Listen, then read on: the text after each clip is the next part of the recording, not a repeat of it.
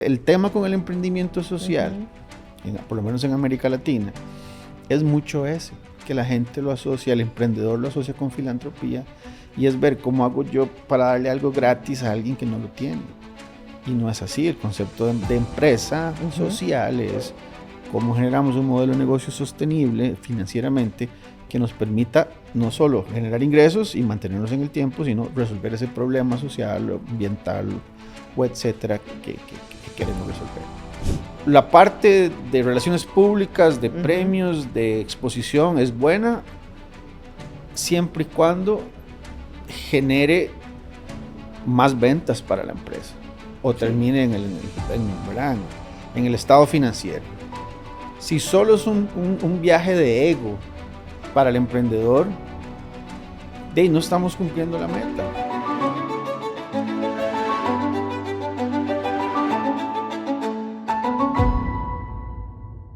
Bienvenidos a otro episodio de Voces FGK, Historias que Transforman.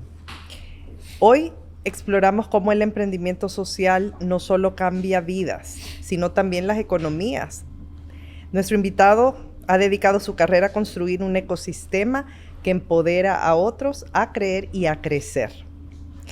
Francisco Pérez es un educador y emprendedor que ha impulsado el emprendimiento en toda la región latinoamericana y ha sido reconocido internacionalmente por su trabajo. Hoy queremos conocer al Francisco humano, al soñador, al que un día decidió apostar por el cambio. Bienvenido, Francisco. ¿Cómo estás?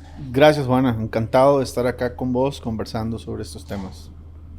¿Es primera vez que estás en un podcast en El Salvador? Primera vez que estoy en un podcast en El Salvador. Lo he hecho al revés. He entrevistado personas del Salvador yo en un podcast que en algún momento manejé, pero esta es mi primera vez como invitado. Gracias por acompañarnos y por ser un aliado de Fundación Gloria de Cristo. Cuéntanos un poco quién es Francisco Pérez, cómo empezó el contacto con El Salvador y cómo va todo. Bueno, mira, ¿quién soy yo? Esa pregunta, ¿verdad? Es bien profunda, Juana, pero no, yo me considero, como bien describías vos al inicio, un educador en el sentido de que me encanta enseñar lo que aprendo, me encanta compartir las cosas que descubro, ¿verdad?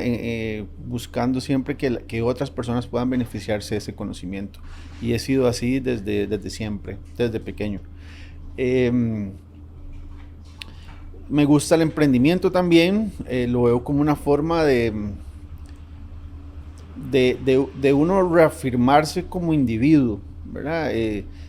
Y esto va a depender mucho en qué país nazca uno. Yo nací en Costa Rica y allá cuando yo crecía, el sueño de toda nuestra generación era estudiar para entrar a trabajar en el gobierno. El gobierno ofrecía muy buenas condiciones laborales. En algún momento un tema político después de 1948 el gobierno crea una serie de instituciones muy fuertes, el Instituto de Electricidad, la refinadora de petróleo, en fin, un montón de instituciones grandes, y si usted lograba entrar a trabajar ahí, usted estaba hecho, su vida estaba hecha.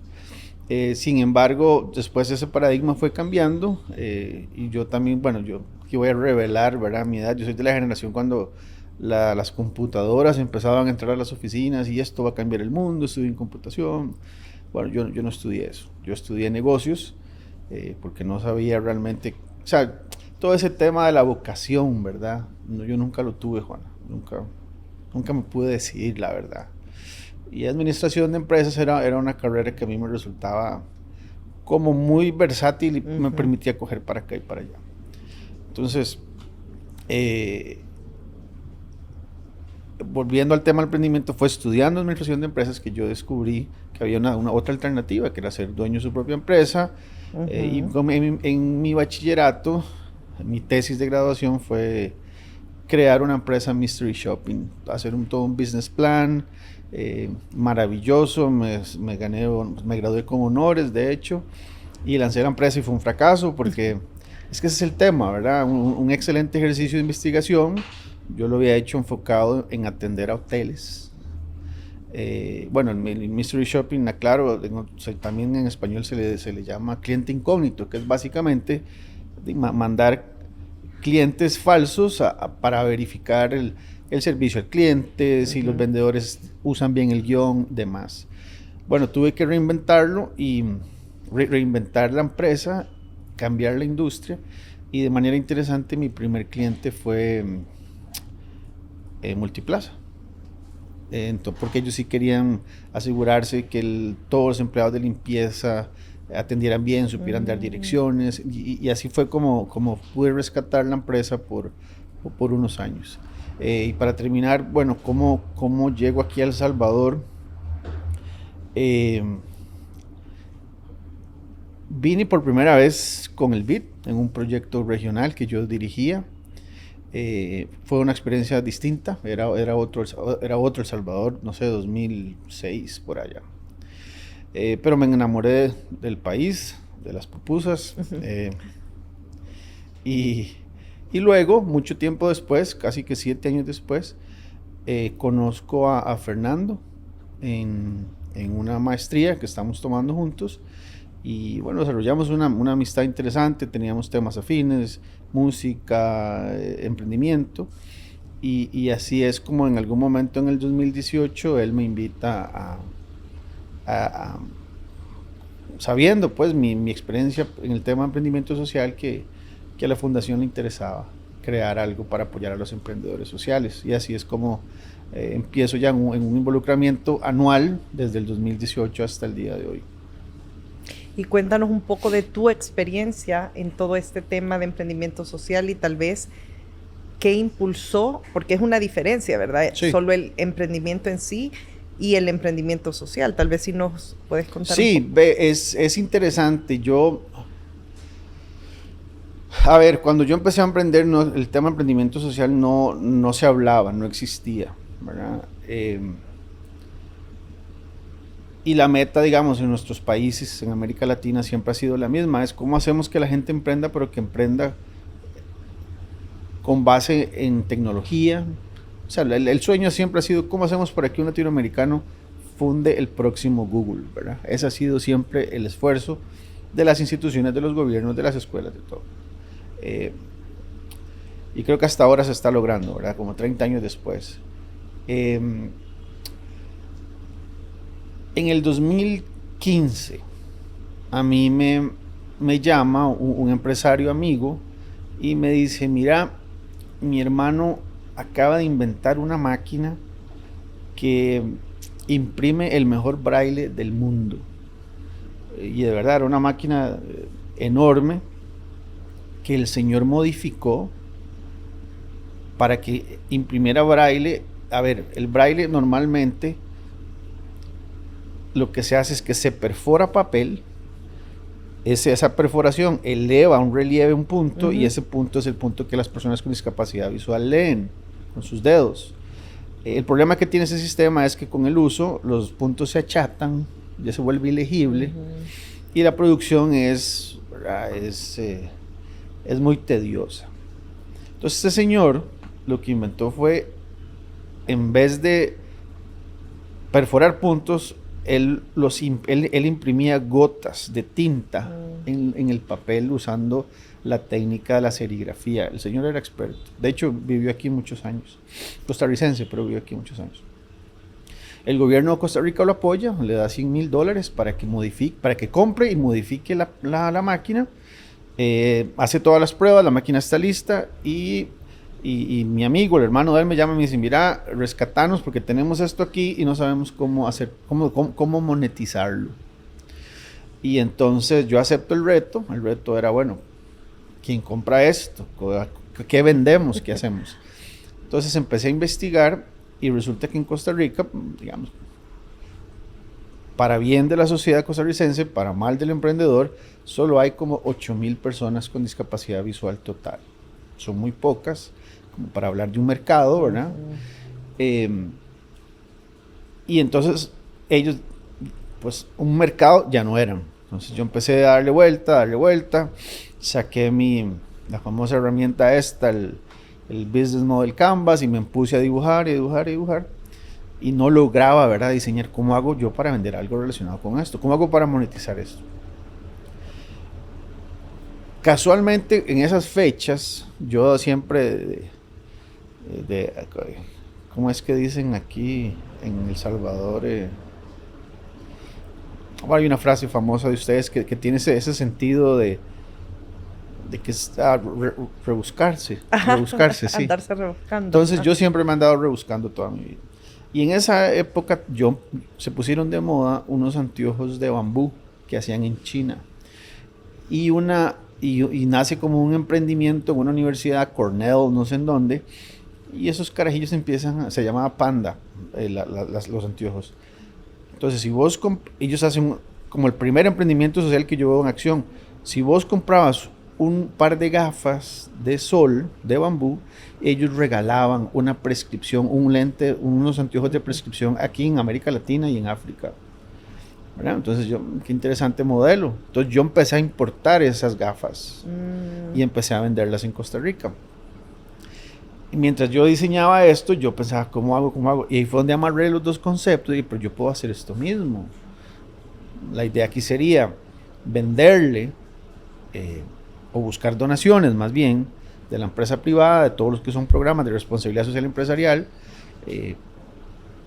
y con las donaciones nosotros como empresa lo que hacemos es imprimimos libros y los regalamos a las personas con discapacidad visual, los regalamos a los niños. La idea era alfabetizar. Y se me ocurrió otra cosa adicional que fue, bueno, no solo eso, sino que podemos organizar cursos gratuitos de enseñanza del braille para que la cosa se haga redonda. Entonces así fue, esa fue la versión como número 13 del Business Model Canvas que diseñé. Se la presenté a los fundadores, a los hermanos, y me la aprobaron. Me dijeron, bueno, de ahí, encárguese usted de ver si esto se hace realidad. Y así empecé, visitando empresas. La sorpresa que me di fue que las empresas grandes en Costa Rica, con sus programas de responsabilidad social, ya tenían definido en qué se enfocaban. Entonces llegaba una que, por ejemplo, vendía vehículos y me dicen, sí, bueno, muy bonito, pero nuestro programa se enfoca en el medio ambiente, en limpiar playas. Y así empecé a pegar contra paredes, ¿verdad? Miles de reuniones, hasta que otros, tal vez empresas no tan grandes, autobuseras, por ejemplo, creo que fue la primera, el señor de emprendedor dijo, mira, me gusta lo que hacen, aquí están sus primeros $10,000. Entonces, con ese dinero era, bueno, le regalábamos 500 libros al Patronato para Ciegos, a la Fundación Helen Keller, armábamos el programa que se llamaba Let's There Be Light, que era el programa educativo, y empezamos a hacer la cosa, se empezó a mover. En ese momento, eso fue ya 2015, 2016, se empezó a dar como en Costa Rica con mucha visibilidad a empresas de ese tipo. Inclusivas llamaban. Entonces el gobierno convoca un premio a empresas inclusivas. Entonces yo aplico, porque un poco mi labor era fundraising, ventas, y por detrás estar a cargo de como el de la estrategia, ¿verdad? Comercialización. Aplicamos y ganamos. Entonces, verás, el fundador y realmente todo el equipo salimos en todos los periódicos. El presidente da un reconocimiento. Un reconocimiento, sí, en fin. Y simultáneamente, ¿verdad? El gobierno de Norteamérica hace una convocatoria mundial para el Global Entrepreneurship Summit y el tema era emprendimiento social. Entonces, veo la convocatoria, aplicamos con la empresa y nos damos la sorpresa que solo eligieron creo que 2 empresas de Costa Rica. Nosotros y una empresa que hacía gas a base de biodigestores, algo así. Esto es para lo que fuiste a Stanford. Así, entonces fuiste delegado en 2016 por el gobierno de Estados Unidos para representar a Costa Rica. Así es, entonces me toca a mí ir a Stanford, ¿verdad? Bueno, de hecho fue en todo Silicon Valley, fue una experiencia buenísima, fue una semana de clases, de networking. Obama dio una charla, Mark Zuckerberg dio otra, bueno, y todos, ¿verdad? Fue una... Para mí fue como la primera experiencia real de ver un ecosistema en todo su esplendor, ¿verdad? Fue increíble.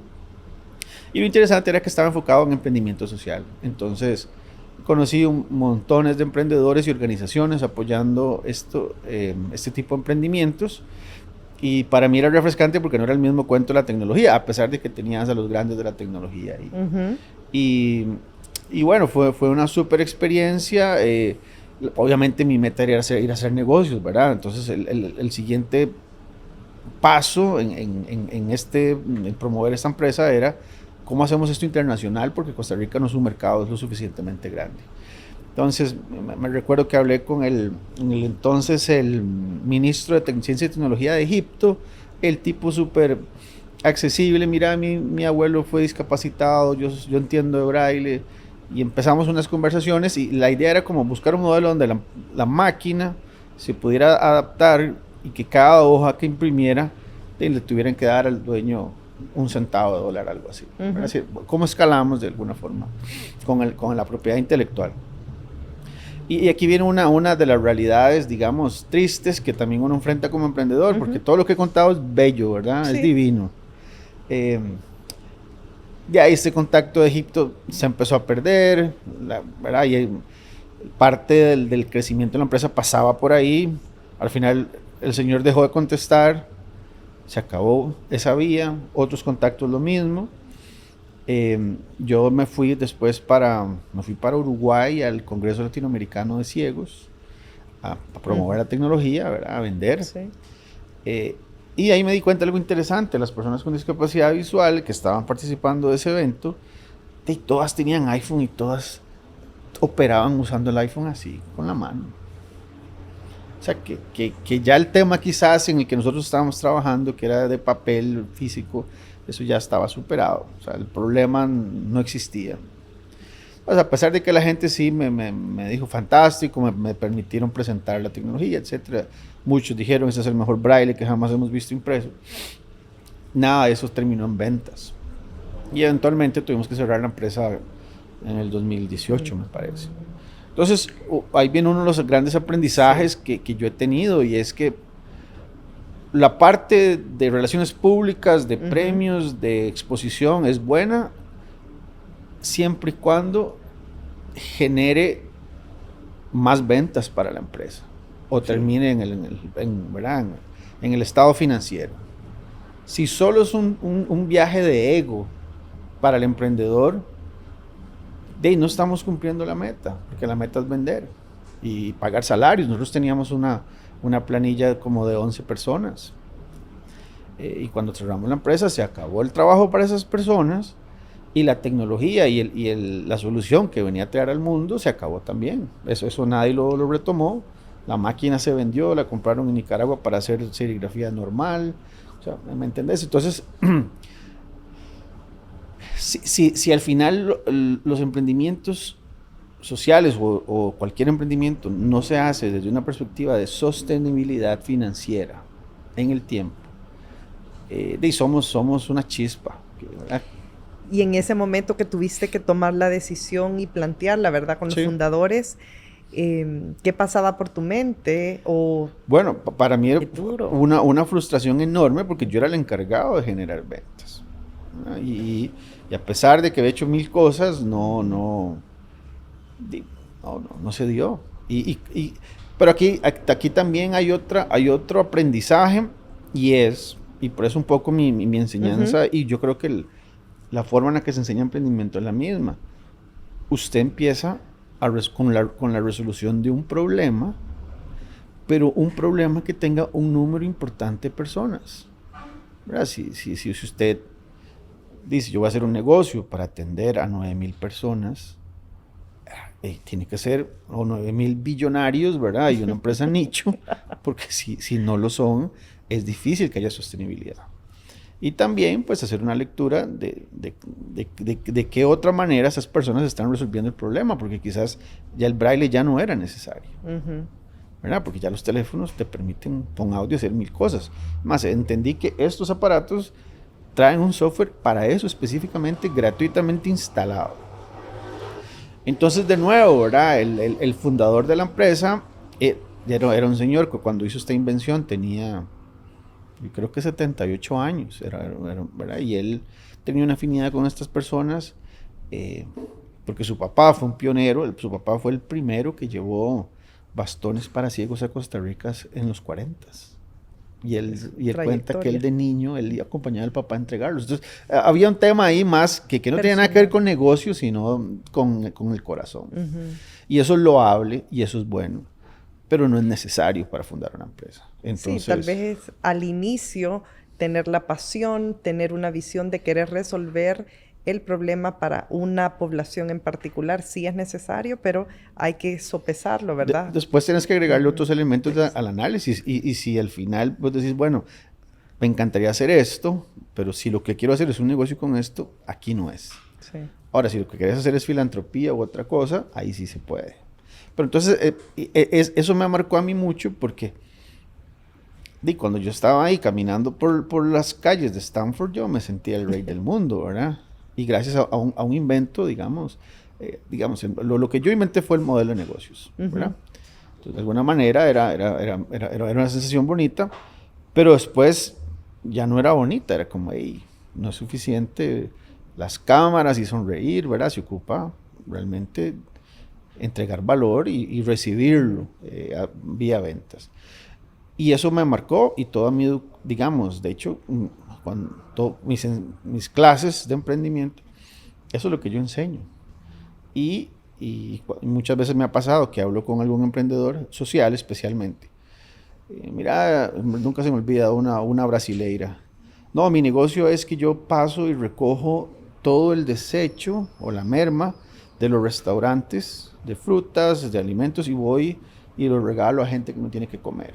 Ok, lo hable. Y bueno, ¿cuánto te ganas? ¿Cuál es tu salario? Ah, no, yo no tengo salario, yo lo hago gratis. Entonces eso no es un negocio. Eso es otra cosa, ¿verdad? Eso es voluntariado, filantropía. Pero el tema con el emprendimiento social, por lo menos en América Latina, es mucho ese, que la gente lo asocia, el emprendedor lo asocia con filantropía, y es ver cómo hago yo para darle algo gratis a alguien que no lo tiene. Y no es así. El concepto de empresa social es cómo generamos un modelo de negocio sostenible financieramente que nos permita no solo generar ingresos y mantenernos en el tiempo, sino resolver ese problema social, ambiental o etcétera que queremos resolver. ¿Tú nos pudieras contar de algunas empresas que justo cubran todas estas necesidades, que tú hayas visto el crecimiento y que sean claramente identificadas como empresas sociales? Yo creo que uno de los mejores ejemplos de empresa social están en Guatemala. Se me viene ahorita a la mente Ecofiltro. Ecofiltro es una empresa que no nace como un emprendimiento social, originalmente nace como una fundación cuyo objetivo es hacer el agua potable para 1 millón de personas en Guatemala. Entonces ellos lo que hacen es, en ese momento, te estoy hablando hace 15, 20 años, hacen una alianza con el USAID y el USAID les mandaba unas pastillas de cloro. Y ellos esas pastillas de cloro las distribuían entre la población. ¿Qué pasó? De que el agua sabía cloro, agua de piscina. Entonces, aunque resolvían el problema de la potabilidad, el usuario no le encantaba. Entonces, siguieron trabajando en el proyecto, viendo a ver cómo le daban vuelta. Y parece que un ingeniero guatemalteco, no recuerdo el nombre, un señor que le gustaba inventar cosas, inventó un filtro, ese famoso ecofiltro, que básicamente es como una vasija de barro que tiene otros componentes como plata y otras cosas, que vos le echas el agua y el agua por su gravedad se filtra y el agua que cae en el otro recipiente es potable y sabe riquísimo. Bueno, no sabe nada, pues no sabe a cloro. Y invirtieron en esa tecnología, patentaron esa invención y empezaron a producir. La planta principal está en Antigua, Guatemala. Philip Wilson es hoy en día el CEO, y bueno, tiene años de serlo. Y empezaron con un modelo subvencionado. Entonces, hacían unos ecofiltros hermosísimos, diseñados por artistas que los vendían en $500 de sí. y con esas ventas le regalaban ecofiltros más sencillos a la población que realmente ocupaba el tema. Y ese ha sido, digamos, como de alguna manera el mismo modelo que yo usé, el mismo modelo que usó, esta gente de las gafas que te mencionaba, ¿verdad? Sí. Que una parte nos debe para regalar la otra. Toms, zapatos también. Eso se me vino a la mente ahí mismo. ¿Qué pasó? Ellos se dieron cuenta que ese modelo no era sostenible en el tiempo. Y entonces hacen un estudio etnográfico en personas en la población beneficiaria. Y se dan cuenta que no importa cuán pobres sean, todos tienen su pantalla, todos tienen su refrigeradora. Entonces, ¿verdad? Dijeron, no, hay un tema hay consumo.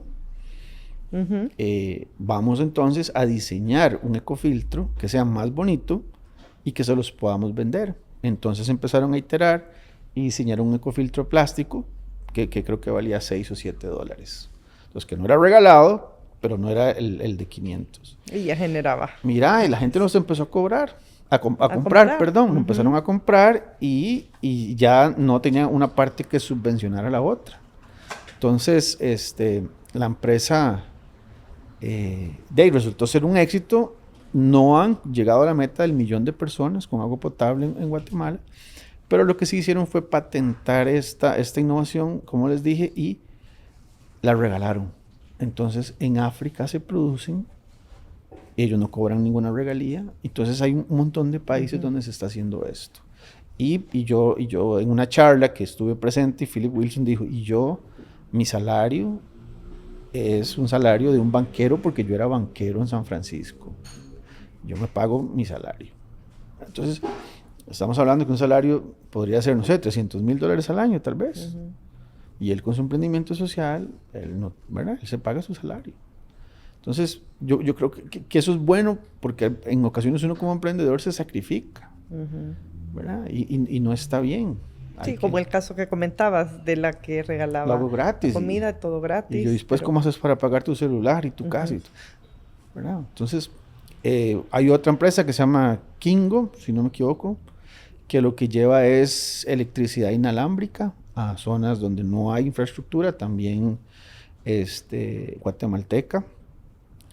Yo creo que ahí hasta actores famosos de Hollywood han invertido. Entonces, yo creo que sí, Guate en ese sentido tiene ejemplos muy interesantes y de varios años de estar funcionando. ¿Qué le dirías tú a cualquier joven que quiera emprender o que justo tenga todas estas dudas que uno tiende a tener sobre qué estudiar, qué hacer o qué formación podrían aprovechar para ser un emprendedor social de preferencia, pero cualquier emprendedor, o solo buscar tener una manera digna y que también lo haga feliz, ¿verdad? De ganarse la vida. Sí, cuando hablas de formación, yo creo que ese es un punto fundamental en toda esta conversación. Yo soy un creyente en la capacidad que tiene la educación de promover socialmente a las personas. Creo que Mandela también lo dijo, ¿verdad? La educación es el arma más poderosa para cambiar el mundo. Para cambiar el mundo. Y yo soy un fiel creyente de eso. En gran parte por eso es que admiro tanto el trabajo que ustedes hacen, ¿verdad? Porque está enfocado en la educación, en formar. Y entonces sí, aquí ya uno puede decir, bueno, para emprender, entonces realmente el conocimiento experto o específico en un área es fundamental, ¿verdad? Yo creo que lo que es enseñanza para emprender, cómo crear empresa, cómo asegurarnos de que sea sostenible, cómo validar, no sé, el mercado, cómo hacer mercadeo, todo eso viene a ser como suplementario, ¿verdad? Y se aprende relativamente fácil, no es tan complejo. Y hay una oferta enorme de educación en ese sentido. Entonces, para una persona joven, pues, y aquí tengo un dilema yo, Juana, es que a veces tratamos de que los jóvenes decidan muy temprano muchas cosas muy claves, y es injusto, porque no todos los seres humanos somos iguales, ¿verdad? Hay veces a algunos nos cuesta más tiempo encontrarnos, ¿verdad? Creo que a veces sí es un tema de América Latina, porque pues en Europa la gente o se toma el sabático, o en Israel tienen que hacer el servicio militar y también el sabático. Entonces, creo que tienen un modelo dándole un poco más espacio y experiencias a los jóvenes. Porque creo que decidirse a los 15, 16 años lo que quiero estudiar puede ser un poco complejo. Creo que es una presión innecesaria y una de las cosas que, como los consejos para gente de 20 años es que realmente tienen toda la vida por delante. Es increíble lo que rinde la vida en los 20, si uno es inteligente y no la malgasta, porque también esa época es delicada. Pero sí, como encontrar lo que uno le apasiona en términos de una educación, digamos, base, y si lo que se quiere es emprender, que ese es otro tema que está de moda, ya, ahora sí es cierto que emprender es aceptado hasta por los papás. En aquella época, papi, voy a emprender, olvídate, vas a ir a trabajar. Pero ahora sí se puede. Y bueno, y aquí voy a tocar un tema que yo creo que es delicado, pero a mí me ha costado aceptarlo, y todo el tema de los generadores de contenido, ¿verdad? Eso es una profesión. O influencers, como si, no sé cómo se llaman aquí. Es una profesión, es un autoemprendimiento, es autoempleo. Exacto. Y puede escalar a más, ¿verdad? Entonces, es decir, hay muchas opciones. Usted tal vez, yo nunca he visto un generador de contenido que se enfoque solo en, no sé, en promover solo causas sociales. Sería interesante. Sería interesante ver si otras empresas lo apoyan, ¿verdad? Pero bueno, cuando usted tiene 20, usted tiene toda la vida por delante. Y hay un famoso, bueno, ya falleció el socio, bueno, este señor se llama Charlie Munger. Él era el socio de Warren Buffett. Y él era como el cerebro, ¿verdad? Y el señor decía, el único consejo que yo le puedo dar a la gente joven es que no sean estúpidos. Es decir, no se esfuerce por ser inteligente, ni ser el más inteligente, ni ser un genio. No sea estúpido. ¿Qué significa no ser estúpido? Pues no cometer errores básicos como, no sé, usar drogas, ponerse a apostar, cosas que ponen en peligro su vida. Nada más decir, no haga nada estúpido. Y va a ver que la vida, si usted va planito, lo lleva donde usted quiere. Y me encantó, y ese consejo lo leí hace 2 años, ¿verdad? Y yo creo que ese es un consejo muy válido, muy, muy importante. Y bueno, y no desesperarse, porque usted con 20 sí definitivamente tiene toda la vida por delante, el cuerpo está saludable, ¿verdad? En fin. ¿Y qué le dirías a tu versión de los 20 años, al Francisco a sus 20 años, si pudieras platicar con él hoy? Mira, ¿qué le diría yo a Francisco?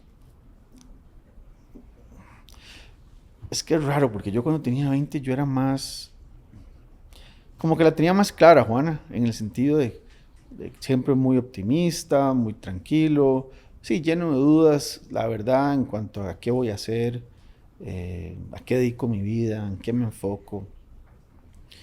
Y creo que hay algo que no hemos hablado y es, bueno, sí lo hablamos, perdón, pero me faltó decirlo.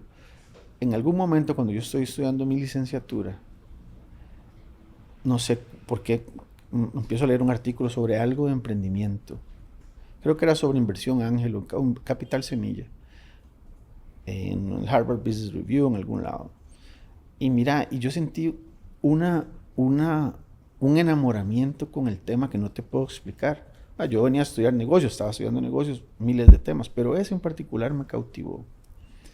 Y desde entonces, eso fue 2008 creo, me dediqué lleno a esto, a aprender más, a practicar, en fin. Tal vez yo lo que le diría a este Francisco, o a esa versión mía, es lo mismo, ¿verdad? Que hay que tener más calma y menos ansiedad. Eventualmente las respuestas llegan. A veces uno quiere presionarlas, y ese es el error. Y yo creo que al final todo sale bien. Si me preguntas, bueno, Fran, viéndote 20 años después, casi 30, ¿cómo te sentís? Yo me siento bien. Yo me siento que el recorrido ha sido bonito, ha tenido altos y bajos, pero donde estoy me siento bien. ¿Y cómo ha sido todo el apoyo que tú has brindado a la categoría de emprendimiento social dentro de Ayudando a Quienes Ayudan? ¿Cómo ha sido esa trayectoria, el aporte que has dado? ¿Cómo has visto también el desarrollo de los emprendedores en El Salvador? Sí, bueno, en el 2018, hablando con Fernando, empezamos a diseñar la categoría, porque no existía. Y lo hicimos de cero, estableciendo no solo la rúbrica de evaluación, sino ciertos temas teóricos y conceptuales del emprendimiento social. Bueno, parte de lo que les comentaba de este nombramiento en Silicon Valley fue que nos dieron muchísimas clases sobre qué era emprendimiento social, nos regalaron libros sobre el tema.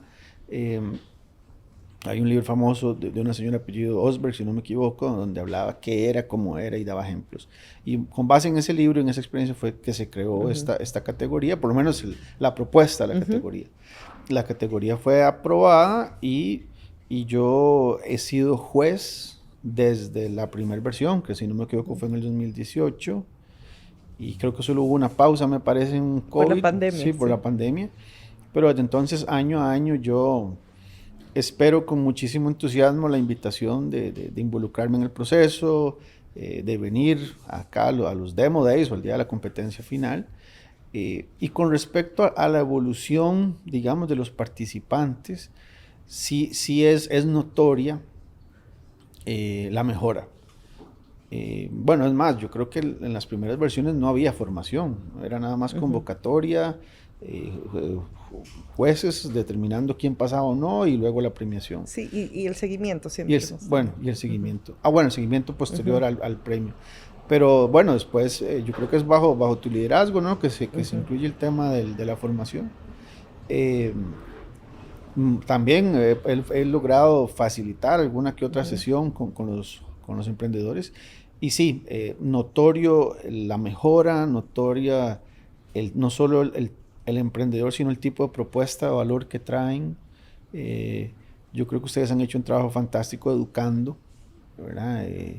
Qué es realmente un emprendimiento social. Entonces, encantado. Y es una parte de mi vida profesional que se ha vuelto, esa es de largo plazo, ¿verdad? Ya llevamos casi por 8 años y siempre me genera muchísima felicidad y emociones. Recuerdo la primera edición, creo que la gana un taller de teatro, me parece. La Cachada. La Cachada. Yo lloré en secreto, la verdad. A mí se me salieron un par de lágrimas. Porque era, o sea, hasta aunque estamos hablando de negocios y de emprendimiento, sí hay una conexión emocional interesante con el esfuerzo que hacen muchas personas, ¿verdad? Por tener un mejor país, digamos, así lo veo. ¿Y qué te gustaría construir de aquí adelante o cómo vislumbras todo este tema en la región, en Costa Rica, en Centroamérica, etcétera? A mí hay algo que me incomoda en esta tarea que yo he tratado de hacer y que muchos, como ustedes también, vos, la fundación, y es que hay una brecha enorme entre las ganas que tiene el joven emprendedor o el emprendedor de cualquier edad y el acceso a fondos para que puedan echar a andar esto. Y por eso también mi gran admiración para la fundación, porque ustedes son de los pocos casos en la región donde no solo hay un acompañamiento educativo en formación, sino que también hay capital semilla. Eso es rarísimo, rarísimo. En Costa Rica no hay. Y eso es lo que hace falta, ¿verdad? Porque estamos en una región con muchísimas limitaciones, con muchísimos problemas sociales de todo tipo, con una generación de personas interesadísimas en resolverlos. Pero hacer empresa requiere sí o sí recibir inversión. O sea, no hablemos de capital semilla regalado, hablemos de inversión, se ocupa. Y el sistema bancario tradicional no está diseñado para los niveles de riesgo que presentan los emprendimientos en etapa temprana. Entonces, ¿eso está resuelto? Sí, está resuelto. En Europa, en Norteamérica está resuelto. Capital de riesgo. Y aquí, si bien es cierto, hay 2, 3, 4 fondos, ya estoy hablando de Centroamérica nada más, son fondos muy pequeños, fondos de $5 millones. Con eso no mueves la aguja. Entonces una de mis metas, casualmente ahora, es, bueno, sigo estudiando para que veas cuánto valoro el tema, ¿verdad? Me volví a matricular en un programa en una universidad en Inglaterra, y el tema es cómo crear fondos de capital de riesgo. Y mi objetivo es ser ese puente entre los países donde está el dinero, y lo sé porque he participado en muchas actividades donde, por ejemplo, yo creo que los Países Bajos como país, Juana, tienen un fondo soberano de no sé cuántos billones de dólares. Y la queja de ellos es, no logramos bajar ese dinero a África, a América Latina, por temas burocráticos o de legislación. Entonces, mi meta es esa. ¿Cómo hacemos? Porque en un lado hay mucho y en otro lado hay poco. No es que no hay en ningún lado, es que está mal distribuido. Bueno, está mal distribuido. Digamos que no está mal distribuido, pero sí. Entonces, la meta mía es esa, ¿verdad? ¿Cómo hacemos para lograr sacar un poquito de acá, alimentar esto aquí y que haya más fluidez y se fortalezca más en serio el ecosistema? Porque, y esa es una conclusión también para mí importante, vos no podés fortalecer un ecosistema a punta de educación. No. O sea, ese es un componente, pero el banco tiene como 3 patas más y una de ellas es el financiamiento. Entonces voy a enfocarme en el financiamiento. Eso es lo que sigue en mi vida, hacer esa misión. Gracias, Francisco. De verdad que nos inspira mucho cómo compartes, bueno, tu visión, tu trayectoria y también ese positivismo de ver que el futuro puede ser tan brillante como uno quiera y que tú puedes ser ese puente y ayudar a seguir desarrollando el ecosistema de emprendedores a nivel latinoamericano. Gracias de verdad por tu tiempo y por compartir con nosotros este día. Gracias a vos, Juana, por invitarme. Un honor y estar acá compartiendo con vos y hablando de estos temas, ¿verdad? Que creo que nos mueve a ambos y para adelante, ¿verdad? Que hay mucho que hacer y creo que, para robarle las palabras a una amiga, me dijo el otro día, la región nos necesita, y yo creo que yo estoy convencido de eso. Muchísimas gracias. Gracias.